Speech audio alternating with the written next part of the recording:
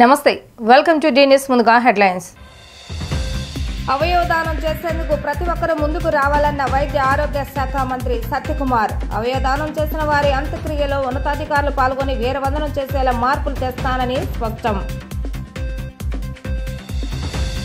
నగరంలో సందడి చేస్తున్న కమిటీ కుర్రాళ్ల చిత్ర బృందం సినిమాని ప్రతి ఒక్కరూ ఆదరించాలని కోరిన చిత్ర నిర్మాత కొణిదెల నిహారిక కేంద్ర ప్రభుత్వ తీరుపై మండిపడ్డ రైతు సంఘాల నేతలు కార్పొరేటర్లకు రాయితీలు ఇస్తూ వ్యవసాయానికి తూట్లు పొడుస్తున్నారనే ఆగ్రహం అవయవదానం చేసేందుకు ప్రతి ఒక్కరూ స్వచ్ఛందంగా ముందుకు రావాలని వైద్య ఆరోగ్య శాఖ మంత్రి సత్యకుమార్ కోరారు. అవయవదానం చేసిన వారి అంత్యక్రియలో కలెక్టర్ ఎస్పీ పాల్గొని వీరవందనం చేసేలా మార్పులు తెస్తామన్నారు. తుమ్మలపల్లి కళాక్షేత్రంలో జీవన్ దాన్ పై అవగాహన కార్యక్రమం నిర్వహించారు. ఈ కార్యక్రమానికి ముఖ్య అతిథులుగా వైద్య ఆరోగ్య శాఖ మంత్రి సత్యకుమార్, ఎమ్మెల్యే బోండా ఉమా పాల్గొన్నారు. ఈ సందర్భంగా మంత్రి సత్యకుమార్ మాట్లాడుతూ అవయవదానంపై ప్రజల అవగాహన పెరగాలని అన్నారు. సాంకేతికంగా అభివృద్ధి చెందుతున్నా ప్రజల్లో మార్పు రాలేదని అన్నారు. మన రాష్ట్రంలో 260 మంది అవయవదానం కోసం ముందుకు వచ్చారని తెలిపారు. తెలంగాణలో 800 మంది ముందుకు వచ్చారని తెలిపారు. 90,000 మంది అవయవదానం కోసం ఎదురు చూస్తున్నారని అన్నారు. ఏటా 5 లక్షల మంది అవయవాలు చెడిపోవటం వల్ల ప్రాణాలు కోల్పోతున్నారని, జాతీయ స్థాయిలో చాలా స్వల్పంగా ఈ అవయవదాన రిజిస్ట్రేషన్లు ఉన్నాయని అన్నారు. కొంతమందికి మతాచారాలు అడ్డుగా వస్తున్నాయని అంటున్నారన్నారు. తీసుకునేందుకు లేని అభ్యంతరం ఇచ్చేందుకు లేదన్నారు. ఈ దేవుడైనా పరులకు మంచి చేయమనే చెప్తారని అన్నారు. డయాలసిస్ సెంటర్ల కోసం ప్రజలు ఎదురు చూస్తున్నారని అన్నారు. కిడ్నీల మార్పు కోసం ప్రజలు చాలా మంది క్యూలో ఉన్నారని, అవయవదానం వల్ల అంత్యక్రియలకు ఎటువంటి ఇబ్బందులు ఉండవని అన్నారు. ఈ అంశాలను సీఎం చంద్రబాబు నాయుడు దృష్టికి తీసుకువెళ్తానని సత్యకుమార్ పేర్కొన్నారు. అవయవదానం చేసిన వారి అంత్యక్రియలో కలెక్టర్ ఎస్పీ పాల్గొని వీరవందనం చేసేలా మార్పులు తెస్తామని, అనంతరం ఇదే వేదికపై అవయవదానానికి అంగీకరిస్తూ మంత్రి సత్యకుమార్ సంతకం చేశారు. అవయవదానం చేసిన వారి కుటుంబ సభ్యులను సత్యకుమార్, బోండా ఉమా సత్కరించారు.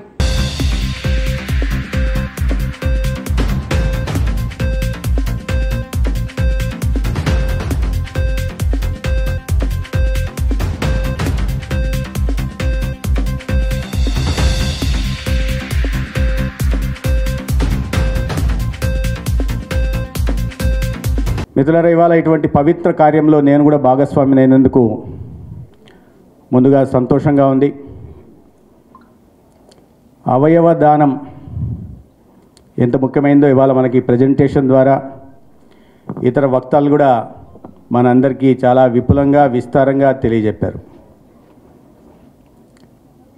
ప్రాణం నిలిపేవాడు డాక్టర్ని కూడా, డాక్టరు, నర్సింగ్ స్టాఫ్ను కూడా మనం భగవంతునితో సమానంగా చూస్తాం. అటువంటిది ప్రాణం పోసేవాడు, పునర్జన్మనిచ్చే వాళ్ళని మనం ఎంత గౌరవభావంతో చూడాలో మనకి ఇవాళ ఈ జీవన్దాన్లో ఇచ్చిన ప్రజెంటేషన్ ద్వారా మనం అందరం అర్థం చేసుకోవాల్సింది. ముఖ్యంగా యువత చాలా పెద్ద సంఖ్యలో ఉన్నారు, అర్థం చేసుకోవాల్సిన అవసరం ఉంది. శరీరం శాశ్వతం కాదు. శరీరానికి ఒక చివరి రోజు ఉంటుంది, అంతం ఉంటుంది. ఏదో ఒక రోజు మట్టిలో కలిసిపోవాల్సిందే, లేదా కట్టెల్లో కాలిపోవాల్సిందే. కానీ ఒక మంచి పని చేస్తే చరిత్ర గుర్తుపెట్టుకుంటుంది. ఆ మంచి పని చేసిన వాళ్ళకు అమరత్వం సిద్ధిస్తుంది. అంటే శాశ్వతంగా వాళ్ళు ప్రజల హృదయాల్లో నిలిచిపోతారు. సెంట్రల్ గవర్నమెంట్ ఇచ్చినటువంటి దేశవ్యాప్త ప్రోగ్రాం ఏదైతే జీవన్ దాన్ ఉందో ఆ కార్యక్రమాన్ని, అవేర్నెస్ ప్రోగ్రామ్స్ని దేశవ్యాప్తంగా మరి కన్సర్న్ స్టేట్ మినిస్టర్స్ కానీ, సెంట్రల్ మినిస్టర్స్ కానీ, అధికారులు కానీ చేపట్టమని కేంద్ర ప్రభుత్వం యొక్క ఆదేశాలు. కేంద్ర ప్రభుత్వం కూడా ఈ 1 వీక్లో రేపు బెస్ట్ ఆర్గాన్ డొనేషన్స్ చేసిన వాళ్ళని, ఆ స్టేట్స్ని ఫెలిసిటేషన్ చేస్తూ ఉంది. మన రాష్ట్రం నుంచి కూడా దాంట్లో ప్రతినిధులు ఉండటం సంతోషం. ఇవాళ ఈ ఆర్గాన్ డొనేషన్ అనే దానికి చాలా అవేర్నెస్ కల్పించాల్సినటువంటి అవసరం ఉంది. దాదాపు 10 సంవత్సరాల కిందటైతే ఆర్గాన్ డొనేషన్ అంటే ఎవరికి అవగాహన ఉండేది కాదు. దాని తర్వాత దీని మీద మీడియా ప్రభావం చాలా ఉంది. మీడియా ద్వారా అన్ని ఛానల్స్ కూడా దీనికి ప్రాధాన్యత ఇవ్వటం, మీడియాలో ఎక్కువ చూపించడం వల్ల ఆర్గాన్ డొనేషన్ అనేది సామాన్యులు కూడా తెలిసినటువంటి అంశం. నగరంలో కమిటీ కుర్రోళ్ల చిత్ర బృందం సందడి చేస్తుంది. ఈ చిత్రం ఆగస్టు 9వ తేదీన ప్రేక్షకుల ముందుకు రానుందని చిత్ర నిర్మాత కొణిదెల నిహారిక తెలిపారు. 90s కిడ్స్ యొక్క భావోద్వేగాలు తెలుపుతూ యదువంశీ దర్శకత్వంలో నిర్మించిన కమిటీ కుర్రోళ్ల చిత్రం ప్రతి ఒక్కరిని ఆకట్టుకుంటుందని, చిత్రాన్ని వీక్షించి తమను ఆదరించాలని ఆమె కోరారు. బందర్ రోడ్లోని ఒక ప్రముఖ హోటల్ నందు చిత్ర ప్రమోషన్ లో భాగంగా కమిటీ కుర్రోళ్లు చిత్ర యూనిట్ మీడియా సమావేశాన్ని నిర్వహించడం జరిగింది. ఈ సందర్భంగా చిత్ర నిర్మాత కొణిదెల నాగబాబు కుమార్తె కొణిదెల నిహారిక మాట్లాడుతూ యదువంశీ దర్శకత్వంలో కమిటీ కుర్రోళ్ల చిత్రం తెరకెక్కిందని చెప్పారు. ఈ సినిమాతో 20 మంది కొత్త వాళ్లు ఇండస్ట్రీకి పరిచయం అవుతారని, సినిమా ప్రమోషన్ కార్యక్రమంలో భాగంగా ట్రైలర్ ను రిలీజ్ చేయగా అది ఆకట్టుకుందని పేర్కొన్నారు. కమిటీ కుర్రోళ్లంతా కూడా 3 ఏళ్లుగా సినిమా కోసం పనిచేస్తూనే ఉన్నారని అన్నారు. అందరూ వారి వారి పాత్రలకు ప్రాణం పోశారని అన్నారు. ఆగస్టు 9న తమ చిత్రం రాబోతుందని అందరూ చూసి సక్సెస్ చేయాలని ఆమె అన్నారు. తమిళంలో తాను హీరోయిన్ గా నటించిన చిత్రం వచ్చే నెలలో విడుదల కానుందని, మంచి కథ దొరికితే తెలుగులో కూడా హీరోయిన్ గా నటించేందుకు సిద్ధంగా ఉన్నట్లుగా చెప్పారు. అనంతరం డైరెక్టర్ యదువంశీ మాట్లాడుతూ విలేజ్ లో కొంతమంది కుర్రాళ్లు చిన్నప్పటి నుంచి టీనేజ్ యువకులుగా మారే స్థాయి వరకు వివిధ దశల వారి మధ్య చోటు చేసుకున్న సంఘటనల నేపథ్యంలో ఈ చిత్రాన్ని రూపొందించినట్లుగా చెప్పారు. గోదావరి జిల్లాలోని ఓ ఊర్లో ఉండే 90s కిడ్స్ చిత్రమే ఇది అని చెప్పారు. ఇప్పటికే విడుదలైన ఈ సినిమా టీజర్, లిరికల్ సాంగ్స్ కు చాలా మంచి స్పందన వచ్చిందని అన్నారు. ప్రతి ఒక్కరిని ఈ చిత్రం ఆకట్టుకుంటుందని, తప్పక చిత్రాన్ని వీక్షించి తమను ఆదరించాలని ఆయన కోరారు. చాలా థ్యాంక్స్ వచ్చినందుకు. జస్ట్ మా డైరెక్టర్ గారు చెప్పిన దానికి కొంచెం యాడ్ చేసి చెప్తాను. మేము ఒక పల్లెటూరు, ఒక ఊరు బ్యాక్డ్రాప్లో ఒక ఫ్రెండ్షిప్ అనేది ఎలా ఉంటుంది అని చాలా క్లియర్గా, చాలా ఫిల్టర్లెస్గా చూపించామని మేము అనుకుంటున్నాము. ఇది ఖచ్చితంగా థియేటర్లో చూడాల్సిన ఒక సినిమా. అంటే ఒక మూవీ ఒక థియేటర్ ఎక్స్పీరియన్స్ కోసం చాలా మిస్ అయ్యాం మనం చాలా రోజులు. అంటే ఇంత మంచి ఫ్రెండ్షిప్ బ్యాక్డ్రాప్ మీద వచ్చే ఒక మూవీ నాకు తెలిసి ఈ మధ్యకాలంలో రాలేదు. సో మేము చాలా ఆనెస్ట్గా ఫిలిం తీసాము కమిటీ కుర్రోళ్ళు. అది ఆగస్ట్ 9th వచ్చేస్తుంది థియేటర్స్లో. సో ప్లీజ్ అందరూ చూసేయండి. అండ్ చాలా ఆస్పిషియస్గా స్టార్ట్ అయింది మా డే. వెళ్ళి అమ్మవారిని దర్శించుకొని వచ్చాం. సో నాకు ఎప్పుడు అమ్మవారిని దర్శించుకున్నా కూడా అదొక చాలా పాజిటివ్ ఫీలింగ్ వచ్చేస్తుంటుంది అనమాట. So with that very positive feel I hope that మీరు కూడా వచ్చి 9th సినిమా చూస్తారు, మమ్మల్ని బ్లెస్ చేస్తారని కోరుకుంటున్నాను. Thank you so much. మన సినిమా ఆగస్ట్ 9th రిలీజ్ అవుతుందండి. ఈ ఫ్రెండ్షిప్ డే వీక్ని మా కుర్రోళ్ళు అందరితో సెలబ్రేట్ చేసుకుందాం. వీళ్ళందరూ బాడీ గార్డ్స్ అనుకుంటున్నారేమో, కాదు మా కుర్రోళ్ళు, మా హీరోలు అనమాట. ఈ 11 మందితో ఈ ఫ్రెండ్షిప్ డేని బాగా సెలబ్రేట్ చేసుకోవడం కోసం విజయవాడ సపోర్ట్ మాకు చాలా బాగా కావాలి. ఎందుకంటే విజయవాడలో ఉన్న కమిటీ కుర్రోళ్ళందరూ కూడా మా సినిమాని చూసి ఆదరించాలని కోరుకుంటున్నాం. ఇది ప్యూర్ ఫ్రెండ్షిప్ బేస్డ్ మూవీయే కాకుండా ఈ 30 ఏళ్ళ జీవితంలో మన జీవితంలో ఏమేమి ఎమోషన్స్ వస్తామో అలాంటి ఎన్ని ఎమోషన్స్ ఉన్నాయి. చిన్న వాళ్ళ దగ్గర నుంచి పెద్దవాళ్ళ వరకు అందరూ కూడా వచ్చి సినిమా చూసే విధంగా ఉంటుందన్నమాట. కాబట్టి అందరూ కూడా ఈ సినిమాని ఆదరించవలసిందిగా కోరుతున్నాం. పింక్ ఎలిఫెంట్ పిక్చర్స్ బ్యానర్ పైన ఈ యదువంశీ గారి డైరెక్షన్లో నిహారిక గారు ప్రొడ్యూసర్గా ఒక 11 మంది న్యూ టాలెంట్ని ఇంట్రడ్యూస్ చేస్తూ కమిటీ కుర్రాలని ఒక సినిమా మేము చేసాము. 11 మంది కుర్రాలతో పాటు ఒక 4 కొత్త అమ్మాయిని కూడా ఇంట్రడ్యూస్ చేసాం. అంటే అంత టోటల్గా న్యూ క్యాస్ట్తో సినిమా చేసాము. టోటల్గా ఒక 11 మంది కుర్రోళ్ళ జీవితం, 30 ఏళ్ళ జీవితం, ఒక 8 years వాళ్ళ ఏజ్ నుంచి స్టార్ట్ అయ్యి ఒక 30 years వరకు వాళ్ళ లైఫ్లో జరిగిన ఒక ముఖ్యమైన ఘట్టాలన్నీ కూడా సినిమాలో ఉంటాయి. బేసిక్గా మన గోదావరి జిల్లాలకి బేస్ చేసుకుని సినిమా చేయడం జరిగింది. ఎందుకంటే యదువంశీ గారు కూడా ఈ గోదావరి జిల్లాలో నుంచి వచ్చారు ఆయన డైరెక్టర్గా. ఆయన ఈ లోకల్ ఇన్సిడెంట్స్ ఇక్కడ ఉన్న ఒక ఊర్లో ఒక జాతర బేస్ చేసుకుని మన ఈ సినిమా చేయడం జరిగింది. క్విట్ ఇండియా ఉద్యమ స్ఫూర్తితో ఆగస్టు 9వ తేదీన దేశవ్యాప్తంగా క్విట్ కార్పొరేట్ ఉద్యోగాన్ని చేపడతామని రైతు సంఘాల సమన్వయ సమితి రాష్ట్ర కన్వీనర్ వడ్డే శోభనాధీశ్వరరావు అన్నారు. విజయవాడలో రైతు సంఘాల సమన్వయ సమితి ఆధ్వర్యంలో నిర్వహించిన మీడియా సమావేశంలో వడ్డే శోభనాధీశ్వరరావు, కేశవరావులు మాట్లాడారు. కేంద్ర ప్రభుత్వం ప్రవేశపెట్టిన 3 నల్ల చట్టాలకు వ్యతిరేకంగా రైతులు చేపట్టిన ఉద్యమాన్ని విరమించుకోవాల్సిందిగా కోరుతూ ప్రధాని ఇచ్చిన లిఖితపూర్వక హామీలను అమలు చేయాలని వారు డిమాండ్ చేశారు. కేంద్ర ప్రభుత్వం 3 నల్ల చట్టాలను వెనక్కి తీసుకుంటూ గతంలో ప్రధాని మోడీ రైతులకు హామీలు ఇచ్చారని గుర్తు చేశారు. హామీలను అమలు చేయకపోగా తిరిగి నల్ల చట్టాలను తీసుకొచ్చిందని ఆరోపించారు. ఈ చట్టాల వల్ల కార్పొరేటర్స్ కు అనుకూలంగా కేంద్రం వ్యవహరిస్తూ రైతాంగాన్ని పీల్చి పిప్పి చేస్తున్నాయని ఆవేదన వ్యక్తం చేశారు. కార్పొరేటర్లకు రాయితీలు ఇస్తున్నారని కానీ వ్యవసాయానికి ఎందుకు ఇవ్వటం లేదని ప్రశ్నించారు. ఆగస్టు 9వ తేదీన దేశవ్యాప్తంగా క్విట్ కార్పొరేట్ ఉద్యమాన్ని రాష్ట్రంలో అన్ని జిల్లాల కలెక్టరేట్ల ముందు నిర్వహిస్తామని అన్నారు. రైతులకు మద్దతు ధరలు, రుణమాఫీ వంటి కార్యక్రమాలు చేపట్టాలని డిమాండ్ చేశారు. 9వ తేదీన ఢిల్లీలో జరిగిన సంయుక్త కిసాన్ మోర్చా జనరల్ బాడీ సమావేశంలో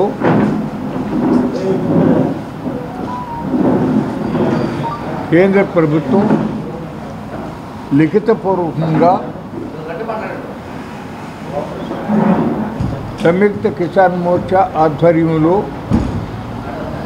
740 రైతు సంఘాలు 13 మాసాల పైన కొనసాగించినటువంటి చారిత్రాత్మక ఉద్యమం 750 మంది రైతులు అమరులైనటువంటి సందర్భం, లిఖితపూర్వకంగా రైతాంగ సమస్యలు పరిష్కరించుతాము అని చెప్పి ఇచ్చిన హామీల్లో ఏ ఒక్కదాన్ని కూడా అమలు చేయనటువంటి పరిస్థితులపైన ఆ జనరల్ బాడీ సమావేశంలో చర్చించి ఆగస్టు 9 క్విట్ ఇండియా లోగడ ఉద్యమానికి పిలుపు ఇచ్చినటువంటి చారిత్రాత్మకమైనటువంటి రోజు ఆగస్టు 9 క్విట్ ఇండియా. ఈ కాలంలోనే ఎస్కేఎంకి ఇచ్చిన వ్రాతపూర్వకమైనటువంటి హామీని కూడా పక్కన పెట్టి అదానీ, అంబానీ యొక్క ఏజెంట్లు నూతన చట్టాలను, నల్ల చట్టాలను రూపొందించిన వాళ్లతోటి ఓ ప్రత్యేకంగా 26 మందితోటి కమిటీని వేసింది. వ్యవసాయ రంగంలో ఏం చర్యలు తీసుకోవాలో సూచనలు చేయడానికి. అంతేకాకుండా వ్యవసాయ అనుబంధ రంగాలన్నింటిలోని కూడా అదానీ, అంబానీ లాంటి కంపెనీల ఉద్యోగస్తులను సలహాదారులుగా నియమించింది ఇప్పుడు 32 మందిని. అంటే అన్ని రంగాల్లో కూడా అదానీ, అంబానీల యొక్క సూచనలే అమలు జరిగేటువంటి స్థితిలోకి రాబోతూ ఉన్నది. అందుకని దీనికి నిరసనగా దేశవ్యాప్తంగా ఆగస్టు 9వ తారీఖున గ్రామాన కరపత్రాలు పంచడం, గ్రూప్ మీటింగ్లు పెట్టడం, నిరసన ప్రదర్శనలు చేయటం, రకరకాల కార్యక్రమాలతోటి క్విట్ కార్పొరేట్ నినాదాన్ని రాష్ట్ర వ్యాప్తంగా తీసుకెళ్లాలని ఈ రోజున సమావేశం నిర్వహించింది. ఇది దేశవ్యాప్తమైనటువంటి ఉద్యమం. దేశీ కళ అథ్లెటిక్ లూమ్ ఆధ్వర్యంలో నిర్వహిస్తున్న సిల్క్ ఇండియా ఎక్స్పో 2024ను ఎంజీ రోడ్లోని శ్రీ శేషసాయి కళ్యాణ వేదికలో మాజీ జెడ్ చైర్పర్సన్ గద్దె అనురాధ లాంఛనంగా ప్రారంభించారు. ఈ ఎక్స్పో ఈ నెల 2 నుంచి 7వ తేదీ వరకు కొనసాగుతుంది. నగర ప్రజలు ఎక్స్పోని సందర్శించి చేనేత కళాకారులు ఆదరించాలని ఆమె కోరారు. ఎక్స్పో ప్రారంభం అనంతరం గద్దె అనురాధ మీడియాతో మాట్లాడారు. చేనేత కళాకారుల శ్రమ వెలకట్టలేనిదని చెప్పారు. ఈ silk of India handloom exhibition launch చేయడం సంతోషంగా ఉందని అన్నారు. మన దేశానికి వస్త్ర ఉత్పత్తిలో సుదీర్ఘమైన విశిష్టమైన చరిత్ర ఉందని తెలిపారు. మన సంస్కృతి ఫ్యాబ్రిక్ లో చేనేతకు ప్రత్యేక స్థానం కలదని అన్నారు. కళాకారులు నేసిన ప్రతి దారం సాంప్రదాయం, నైపుణ్యం, అంకిత భావాన్ని చెప్తుందని అన్నారు. తరతరాలుగా ఈ పురాతన పద్ధతులను భద్రపరిచిన మన హస్త కళాకారుల శాశ్వత వారసత్వానికి ఇది నిదర్శనమని అన్నారు. ఈ సందర్భంగా ఎక్స్పో ఆర్గనైజర్ సతీష్ కుమార్ మాట్లాడుతూ సిల్క్ ఇండియా ఎగ్జిబిషన్ నిర్వహించే ప్రాంతం అంతటా 50కి పైగా మాస్టర్ వీవర్ల నుంచి చేతితో నేసిన వస్త్రాలు, సాంప్రదాయ చేతి పనుల అసాధారణ పనులతో సందర్శకులను అబ్బురపరిచేలా ఏర్పాటు చేయబడిందని తెలిపారు. చీరలు, స్కార్ఫ్లు, బట్టలు, గృహ వస్త్రాలతో సహా అనేక రకాల చేనేత ఉత్పత్తులను కలవన్నారు. ఇవన్నీ సాంప్రదాయ పద్ధతులను ఉపయోగించి నైపుణ్యం కలిగిన నేత కార్మికులు రూపొందించారని చెప్పారు. 20కి పైగా రాష్ట్రాల నుంచి బెనారస్ చీర, Bhagalpuri silk, Bengaluru silk, Chennai silk, Mysore silk, Dharmavaram, Pochampally, Jamdani, linen cotton, tussar, Vishnupuri silk, dress material, Chanderi, ఆభరణాలు మొదలైన వాటిలో తమ కళను ప్రదర్శిస్తున్నారని తెలిపారు.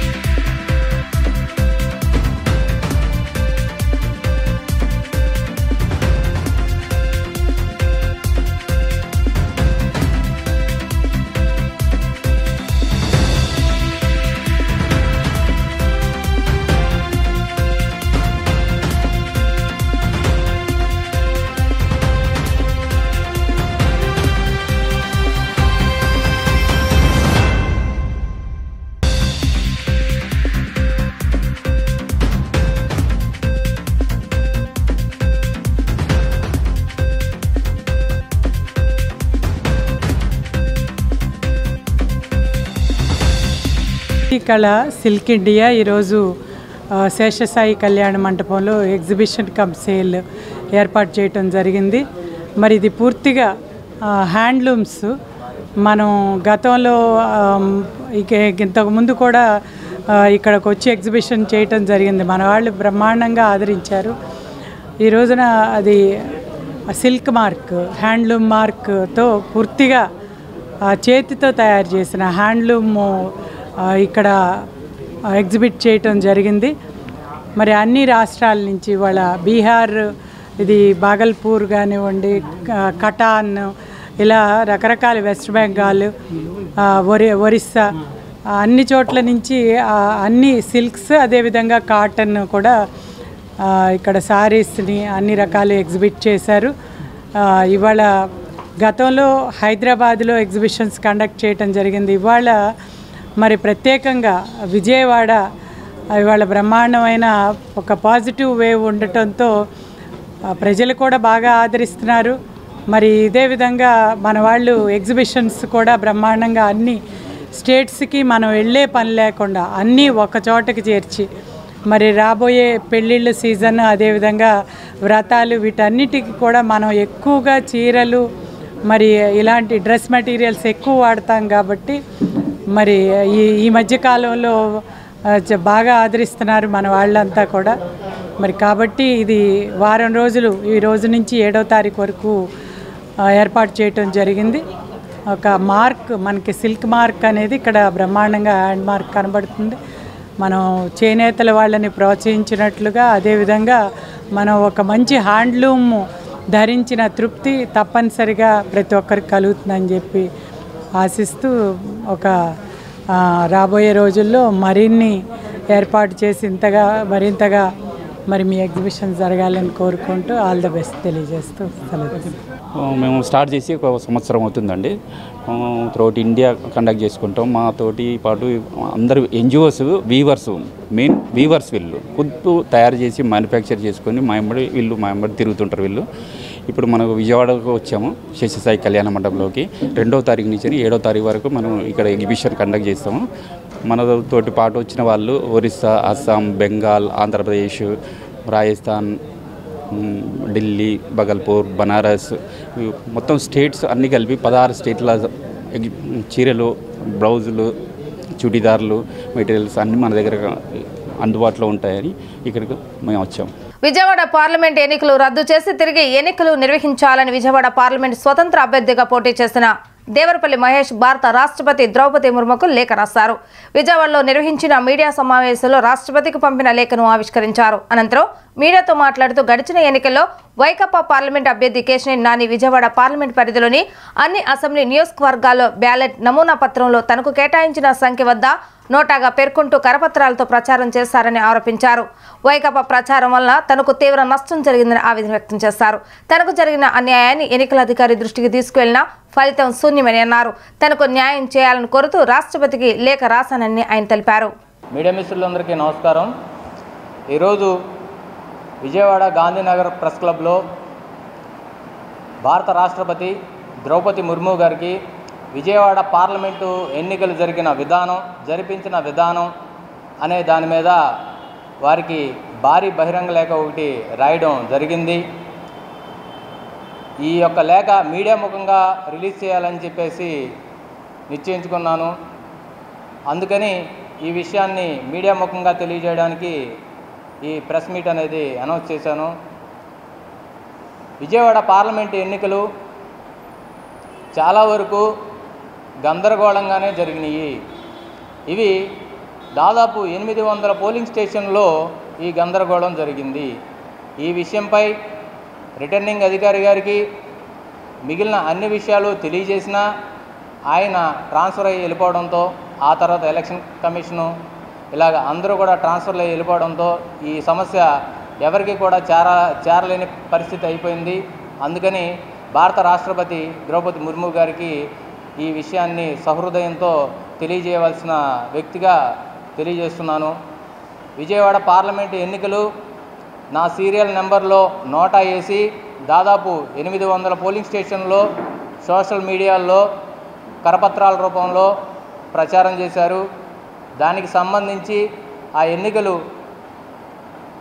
ఎన్నికల నిబంధనలకు వ్యతిరేకంగా జరిగినట్టు, అలాగే నా యొక్క అభ్యర్థిత్వాన్ని మరుగున పరిచేలాగా ఉన్నట్టు నేను ఈ యొక్క లేఖలో ప్రస్తావించాను. ఇది జరిగి చాలా రోజులు అవుతున్నప్పటికీ ఈ యొక్క కంప్లైంట్ కొనసాగుతూనే ఉంది. విజయవాడలో కొలువై ఉన్న జగన్మాత శ్రీ కనకదుర్గ అమ్మవారిని ప్రముఖ చిత్ర నటులు నిర్మాత కొణిదెల నిహారిక సందర్శించుకున్నారు. అమ్మవారి దర్శనార్థం ఆలయానికి విచ్చేసిన ఆమెకు ఆలయ అధికారులు అమ్మవారి దర్శనాన్ని కల్పించారు. అనంతరం ఆలయ వేద పండితులు వేద ఆశీర్వచనం చేశారు. ఈ నేపథ్యంలో కొణిదెల నిహారికు ఆలయ ఈవో అమ్మవారి ప్రసాదాన్ని చిత్రపటాన్ని బహుకరించారు.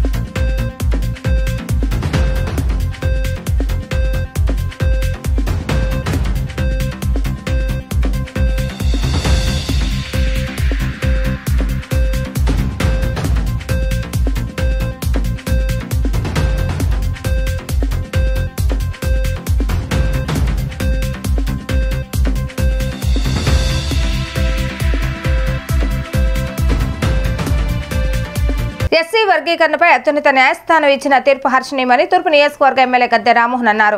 సామాజిక న్యాయం, జనాభా దామాషా ప్రకారం అందరికీ న్యాయం జరగాలని తాము మొదటి నుంచి చెప్తున్నామని, పార్టీ సిద్ధాంతం కూడా అదేనని గద్దె రామ్మోహన్ స్పష్టం చేశారు. మాదిగల చిరకాల కోరిక ఎస్సీ, ఎస్టీ, ఏబీసీడీ వర్గీకరణకు అనుకూలంగా సుప్రీంకోర్టు తీర్పు ఇచ్చిన సంగతి తెలిసిందే.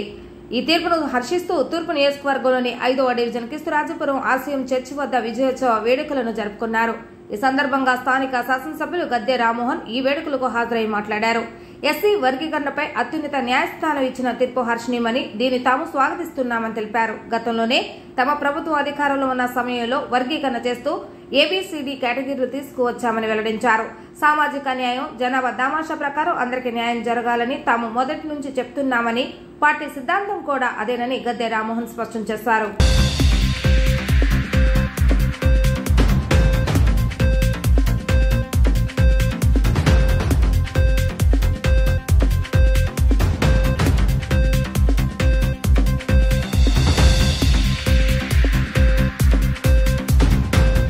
మూమెంట్ నిన్నటి రోజున సుప్రీంకోర్టు అత్యున్నతమైన ధర్మాసనం 7 న్యాయ అధిపతులు ఇచ్చిన తీర్పు వర్గీకరణకు అనుకూలంగా, ఇది 30 సంవత్సరాల కృష్ణమాదిగ్ గారు చేపట్టిన ఉద్యమం 30 సంవత్సరాలంటే సుమారు 1995 ఆ ప్రాంతంలో మొదలుపెట్టే ఈ ఉద్యమం. దీనిలో మేము గర్వపడేది, అందరూ కూడా గర్వపడేది, ఈ ఉద్యమానికి మొట్టమొదట సంఘీభావం తెలిపిన వ్యక్తి నారా చంద్రబాబు నాయుడు గారు. మొట్టమొదటి సంఘీభావం తెలిపిన అదృష్టవశాత్తు ఇదేదైతే ఫైనల్ తీర్పు వచ్చిందో, సుప్రీంకోర్టు తీర్పు వచ్చిందో, ఆ సమయంలో కూడా ఈ ఆంధ్ర రాష్ట్రానికి ముఖ్యమంత్రిగా ఉండడం అది చంద్రబాబు గారి యొక్క గొప్పతనము, లేదా ఈ ప్రజల యొక్క అదృష్టం అని నేను భావిస్తూ ఉన్నాను. కిస్తురాజపురంలో నిన్న సుప్రీంకోర్టులో ఇచ్చినటువంటి ఎస్సీ రిజర్వేషన్ల వర్గీకరణ అనుకూలంగా వచ్చినటువంటి తీర్పుకి ఆనందంగా ఇక్కడ విజయోత్సవ సంబరాలు జరుపుకుంటున్న ఈ కార్యక్రమానికి విచ్చేసినటువంటి మీడియా మిత్రులకు, అలాగే ఈ కార్యక్రమానికి ముఖ్య అతిథిగా విచ్చేసినటువంటి తూర్పు నియోజకవర్గ శాసనసభ్యులు గౌరవనీయులు గద్దె రామ్మోహన్ రావు గారికి, అలాగే ఈ కార్యక్రమ నిర్వాహకులు పెద్దలు దేవానంద్ గారికి, అలాగే జయబాబు అన్న గారికి, మామిడి రాంబాబు అన్న గారికి, సంజయ్ అన్న గారికి అందరికీ కూడా ధన్యవాదాలు. అలాగే ఈ కార్యక్రమం ఇంత ఘనంగా రాష్ట్ర వ్యాప్తంగా దేశవ్యాప్తంగా జరుగుతుందంటే దీనికి ముఖ్య కారకులు మాన్యశ్రీ మందకృష్ణ గారు. 30 ఏళ్ళుగా ఆయన చేసినటువంటి పోరాటం ఈరోజు రాష్ట్రమే కాకుండా దేశవ్యాప్తంగా ఎస్సీలో ఉన్నటువంటి అన్ని కులాలు కూడా పండగ వాతావరణం, స్వతంత్రం వచ్చినటువంటి ఫీలింగ్తో అందరూ కూడా ఘనంగా సంబరాలు జరుపుకుంటున్నారు. భారతదేశానికి 1947 ఆగస్టు 15 స్వతంత్రం వచ్చిందని, భారతదేశంలోని ఎస్సీలందరికీ సుప్రీంకోర్టు తీర్పుతో స్వేచ్ఛ లభించిందని మాదిగ హక్కుల పోరాట సమితి రాష్ట్ర నాయకులు మానికొండ శ్రీధర్ స్పష్టం చేశారు. ఇది అంబేద్కర్ సాధించిన విజయంగా అభివర్ణించారు. సుప్రీంకోర్టు తీర్పును స్వాగతిస్తున్నట్లుగా వారు పేర్కొన్నారు.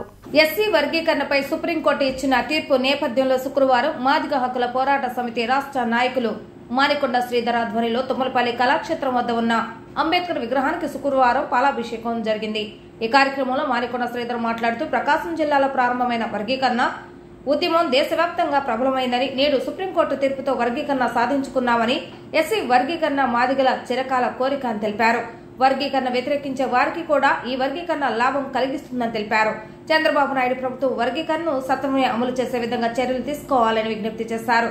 కొందరు స్వార్థపూరిత నాయకుల వలె వర్గీకరణ ఆలస్యమైందని వివరించారు. అనంతరం అంబేద్కర్ విగ్రహానికి పాలాభిషేకం చేశారు. ఈ కార్యక్రమంలో ఎంఆర్పీఎస్ నాయకులు, కార్యకర్తలు పాల్గొన్నారు. ఆగస్టు 15వ తారీఖు మనకి దేశ స్వాతంత్ర దినోత్సవ సందర్భం.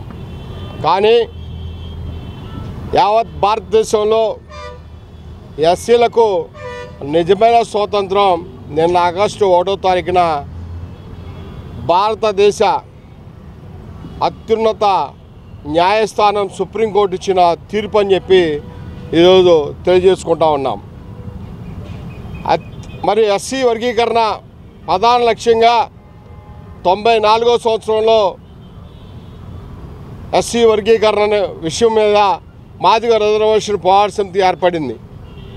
ప్రకాశం జిల్లా ఈదిమూడి గ్రామంలో మొదలైనటువంటి ఈ ఉద్యమం మరి భారతదేశంలోనే అతిపెద్ద ఉద్యమంగా మారి, ఆ ఉద్యమ ఫలితంగా 30 సంవత్సరాల నిరీక్షణ ఫలితంగా ఈ రోజున సుప్రీంకోర్టు మరి న్యాయమే గెలిచిందన్న పద్ధతిలో వర్గీకరణ చేసుకోవచ్చు అని చెప్పి మరి వర్గీకరణ 2000 నుంచి 2004 వరకు జరిగిన తర్వాత 2004 మరి నవంబర్లో సుప్రీంకోర్టులో మరి ఈ యొక్క వర్గీకరణ మీద నిలుపుదల చేసినప్పటికీ అప్పుడున్నటువంటి 5 జడ్జీల కమిటీని మరి ఇచ్చిన తీర్పును రద్దు చేసి ఈ రోజున 7 సభ్యుల కమిటీలో 6 న్యాయమూర్తులు మరి ఏకగ్రీవంగా వర్గీకరణ విషయంలో మరి ఎస్సీ యొక్క ఉపకులాలకి న్యాయం చేసిందని చెప్పి మేము హర్షం వ్యక్తం చేస్తూ ఉన్నాం.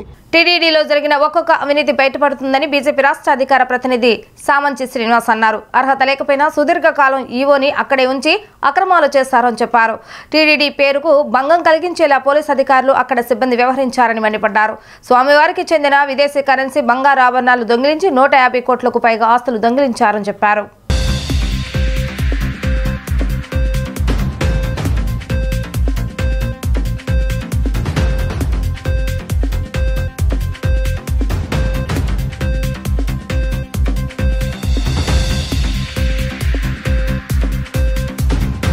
ఇక ఆంధ్రప్రదేశ్ విషయానికి వస్తే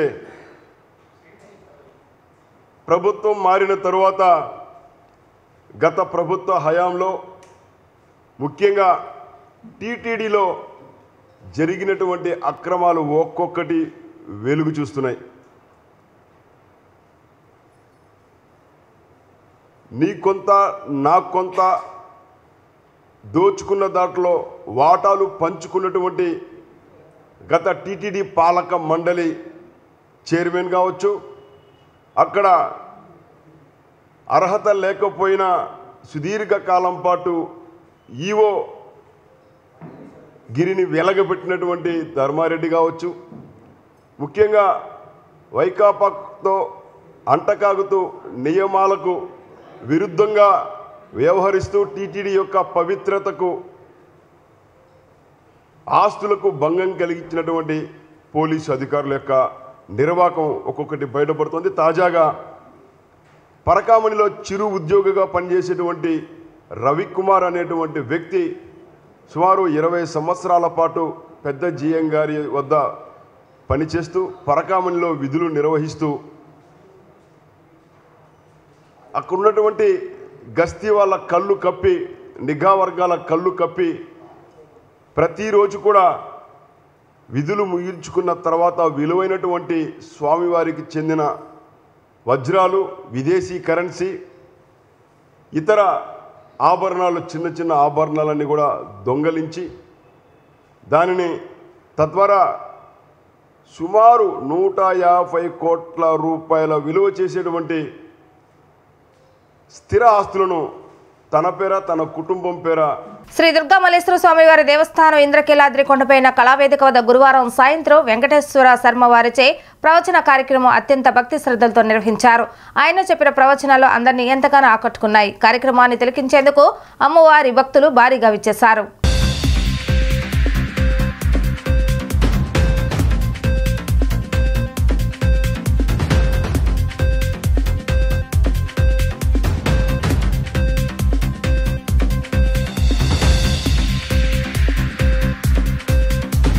శ్రీమాత్రే నమః. వేదవ్యాసుల మహర్షుల వారు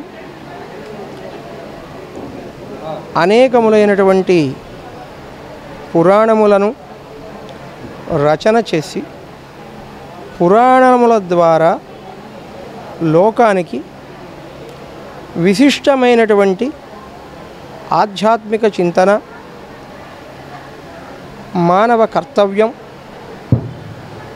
ధర్మ ప్రవర్తన, ధర్మస్థితి, ధర్మాచరణ ఈ మొదలైనటువంటి సర్వ విషయాలను కూడా పురాణముల ద్వారా లోకానికి ఉద్బోధించారు.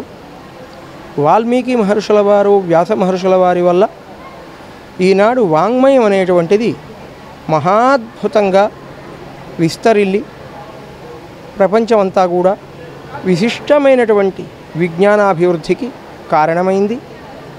కాబట్టి ఆ వ్యాస వాల్మీకులను ఎప్పుడూ కూడా మరువకుండా ఆ వ్యాస వాల్మీకుల యొక్క అనుగ్రహం వల్లే ఈ దివ్యమైనటువంటి ఆధ్యాత్మికమైనటువంటి విశేషాలన్నీ కూడా మరి లోకంలో వాంగ్మయము సమస్త విధమైనటువంటి లౌకిక, ఆధ్యాత్మిక, భగవత్ సంబంధమైన సమస్త విజ్ఞానము కూడా ఆ మహర్షుల ద్వారా మరి లోకంలో విస్తరినటువంటి విషయాన్ని మనం ఎవ్వరం కూడా మరవకుండా నిరంతరం ఆ వ్యాస వాల్మీకులను స్మరిస్తూ చక్కగా విజ్ఞానాభివృద్ధి పొందగలమని మరి చాలా విశేషంగా సంతోషంగా మరి చెప్పడం జరుగుతున్నది.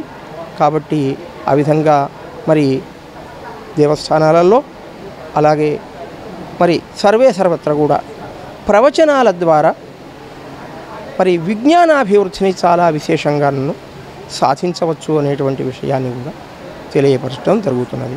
శ్రీమాత్రే నమః. వార్తలు ముగించే ముందు హెడ్లైన్స్ మరొకసారి. అవయవదానం చేసేందుకు ప్రతి ఒక్కరూ ముందుకు రావాలన్న వైద్య ఆరోగ్య శాఖ మంత్రి సత్యకుమార్. అవయవదానం చేసిన వారి అంత్యక్రియలో ఉన్నతాధికారులు పాల్గొని వీరవందనం చేసేలా మార్పులు తెస్తానని స్పష్టం. నగరంలో సందడి చేస్తున్న కమిటీ కుర్రాళ్ల చిత్ర బృందం. సినిమాని ప్రతి ఒక్కరూ ఆదరించాలని కోరిన చిత్ర నిర్మాత కొణిదెల నిహారిక. కేంద్ర ప్రభుత్వ తీరుపై మండిపడ్డ రైతు సంఘాల నేతలు. కార్పొరేటర్లకు రాయితీలు ఇస్తూ వ్యవసాయానికి తూట్లు పొడుస్తున్నారనే ఆగ్రహం. ఇవి ఈరోజు వార్తా విశేషాలు. మరలా 3 ప్రసారమయ్యే వార్తలు మళ్ళీ కలుద్దాం. అంతవరకు సెలవు. నమస్కారం.